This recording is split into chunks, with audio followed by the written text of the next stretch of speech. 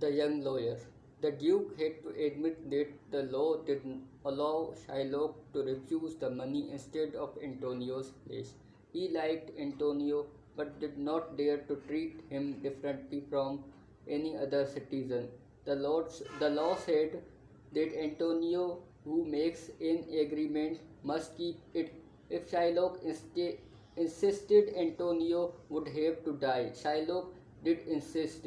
He thought to himself, at last I shall be able to treat Antonio in the way he deserves. I do not pity him at all. This proud merchant always hated me and made others hate me too.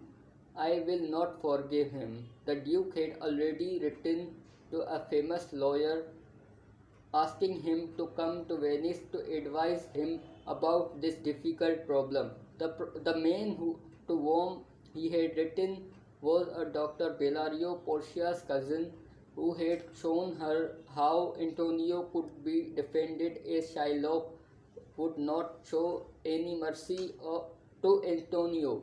The Duke decided to wait for Dr. Bellario.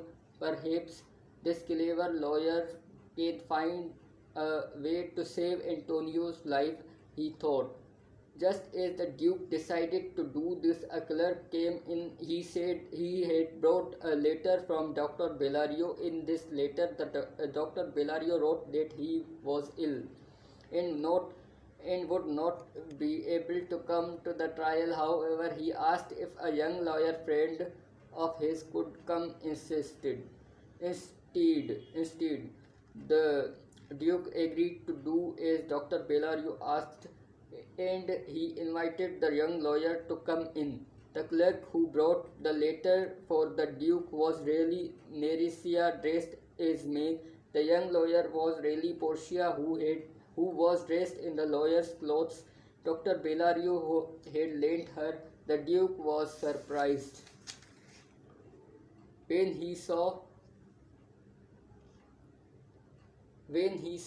how young the lawyer was, but he asked him to defend Antonio. Portia turned to Shylock and asked him to show mercy to Antonio. Mercy, she said, rewards not only the man who receives it, but also the man who gives it. We pray to God, hoping He will show us mercy, and we should show mercy to other people. But Shylock would not listen to her. I only ask to be paid what I am owed. He said, can he pay back the money you lent him? Asked Portia. The Bassanio quickly said he can pay it and he is willing to pay more. I can pay 10 times as much for Antonio.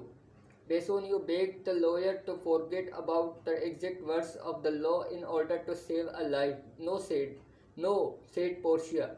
I cannot allow that if he do not insist that this man obeys the law. Now other people may follow his bad example and the whole country will suffer. Shylock was delighted when he heard this answer. Oh, what a wise young judge! He cried happily. He expected the trial and